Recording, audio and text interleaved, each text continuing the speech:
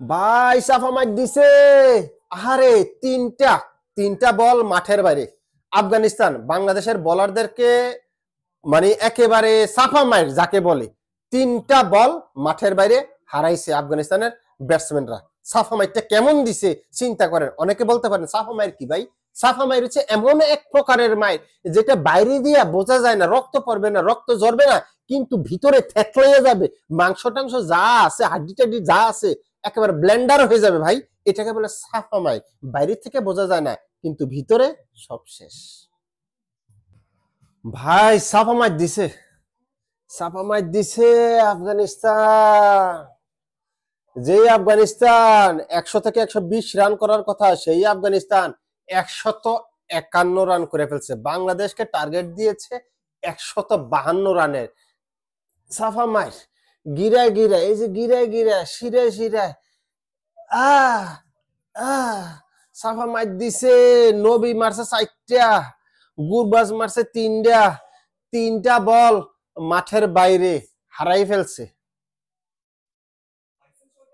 সাদাকে সাদা, কালোকে কালো বলিব, সাদাকে কালো, কালোকে সাদা বলিতে পারিব না, আর আইসক্রিম ব্যতীত কারো পা চাটিতে পারিব না। Hello viewers, it's me Roni bro, welcome to another new video. কথা বলছিলাম বাংলাদেশ এবং আফগানিস্তানের ম্যাচ নিয়ে। আফগানিস্তান টসে জিতে ব্যাট করার সিদ্ধান্ত নিয়েছিল এবং এবং বাংলাদেশকে 152 রানের টার্গেট দাঁড় করিয়েছে বাংলাদেশের সামনে, যেটা কিনা আমার কাছে মনে হচ্ছে যে এই পিচ অনুযায়ী কষ্টসাধ্য ব্যাপার হয়ে যাবে বাংলাদেশের জন্য। কারণ যারা ভাবছেন যে এটা দুবাইয়ের মতো 170 রানের পিচ, না, বলের টার্ন দেখছেন, বলের আনপ্লেয়েবল বাউন্স দেখছেন, এটা সারজা। এই পিচে 150 রান ভালো স্কোর। 150 থেকে 160 রান হলে ফাইট করা যায়, এবং আফগানিস্তান তাদের স্কোরটাকে কিন্তু ধীরে ধীরে ফাইটিং একটি স্কোরে নিয়ে গেছে। 3বার ভাই মাঠের বাইরে বিমান যোগে বল পাঠিয়েছে, সীমানার বাইরে না, সীমানার বাইরে বলতে একবার মাঠের বাইরে পাঠিয়েছে। 3টা বল হারাইছে আফগানিস্তান বাংলাদেশের বোলারদেরকে মাইরা। একটা হারাইছে রিশাদকে, একটা হারাইছে তাসকিনকে মাইরা, আর একটা হারাইছে তানজিম সাকিবকে মাইরা। সাপা মাইর দিছে, সাপা মাইর। আমি খুঁজতেছি টাইগার বাম, মিল্লাত বাম, ঝান্ডু বাম, খুশকি গলিল খুচখুচ দূর করো। আসলে সাপা মাইর দিছে। এনে বাংলাদেশের আফগানিস্তানের স্কোরটা যদি বলি, গুরবাজ করে যে 40 রান, 40 রানের ভিতরে তার 2বার সে স্থলপথ ব্যবহার করে মাটি কামড়িয়ে বলকে পাঠিয়েছে সীমানার বাইরে, এবং 3বার সে আকাশপথ ব্যবহার করে বিমান যোগে বলকে পাঠিয়েছে সীমানার বাইরে, রকেট যোগে একবার পাঠিয়েছে মাঠের বাইরে। মোহাম্মদ নবী করেছে 38 রান। 38 রান করতে গিয়ে একবার সে স্থলপথ ব্যবহার করে মাটি কামড়িয়ে বলকে পাঠিয়েছে সীমানার বাইরে, এবং চারবার বিমান যোগে বলকে পাঠিয়েছে সীমানার বাইরে আকাশপথ ব্যবহার করে। এর মধ্যে আবার একবার রকেট যুগে বলকে পাঠিয়েছে মাঠের বাইরে। এই হচ্ছে অবস্থা। আশরাফ 17 রান করেছে। বাংলাদেশের তাসকিন 4 ওভার 40 রান, প্রথম 3 ওভারে 18 রান দিল, পরের 1 ওভারে সে 22 রান দিয়েছে, সেইখানটা মার খেয়ে গেছে। নাসুম আহমেদ 4 ওভারে 18 রান দিয়ে 1 উইকেট পেয়েছে। তানজিম সাকিব 4 ওভার 34 রান দিয়ে 2 উইকেট। মুস্তাফিজ কাটার মাস্টার কিংবা টেইলার্স যেটা বলেন 4 ওভারে 24 রান দিয়ে 1 উইকেট।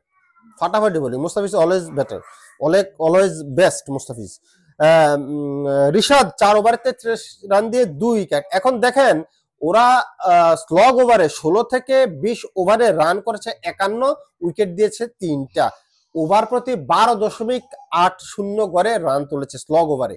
তো এই জায়গাটায় আসলে ম্যাচের পার্থক্যটা, ব্যবধানটা গড়ে দিয়েছে। বিশেষ করে 18 নম্বর ওভারে যদি দেখেন তাসকিনের 22 রান এবং 20তম ওভারে নিয়েছে 14 রান। এইখানে 2 ওভারে 36 রান, 2 ওভারে 36 রান আসছে 18 নম্বর ওভারে আর 20 নম্বর ওভারে। এই জায়গাটাতে আসলে বাংলাদেশকে পিছনে ফেলে দিছে, এবং আফগানিস্তান যেভাবে উইকেট হারিয়েছিল 100 রানের আগে, তাদের 6 উইকেট চলে গেছে 95 রানে, কিন্তু লাস্ট মুহূর্তে এসে যেভাবে গিয়ার আপ করেছে মানে একেবারে টোটাল নিজেদের প্রেসারটা বাংলাদেশের ঘাড়ে দিয়ে দিছে কিন্তু লাস্ট মুহূর্তে এসে। যারা মনে করছেন মাত্র ভাই এত রানে না, এত রান করতে করতে কত গেছে, 151 8 উইকেটের বিনিময়। এই স্কোরটা যথেষ্ট যথেষ্ট আপনার কি বলে ব্যালেন্স আমার কাছে মনে হচ্ছে, এবং ফাইট হওয়ার মতো একটি স্কোর কিন্তু অলরেডি করে ফেলেছে। বিশেষ করে 16 থেকে 20 ওভারে যে 51 রান তুললো তারা 3 উইকেটে 12.80, এই জায়গাটাতে আসলে আফগানিস্তান অনেকখানি এগিয়ে গিয়েছে বাংলাদেশের চাইতে। এই পিচে আফগানিস্তানের স্পিনারদেরকে খেলাটা অনেক বেশি টাফ হবে। যারা মনে করতেছেন ভাই 150 রান কোন রানে না, ভাই আগে করে নেন। আই হোপ করুক, আমি খুশি হব বাংলাদেশ যদি এই রান চেস করে জিততে পারে, তবে বাংলাদেশের জন্য কঠিন হবে কাজটা। টপ অর্ডার থেকে একটা ব্যাটসম্যান যদি না দাঁড়াইতে পারে তাহলে কিন্তু এই ম্যাচ বাংলাদেশের পক্ষে জিতা সম্ভব হবে না। টপ অর্ডার বলতে তিনজন, ফার্স্ট তিনজনের ভিতরে একজনকে দাঁড়াইতে হবে মিনিমাম 15 ওভার পর্যন্ত, না হয় এই ম্যাচ আসলে বাংলাদেশ পারবে না। আদারওয়াইজ যদি বাংলাদেশের একজন দাঁড়ায় যায় টপ অর্ডার থেকে তাহলে এই ম্যাচ জিততে পারবে।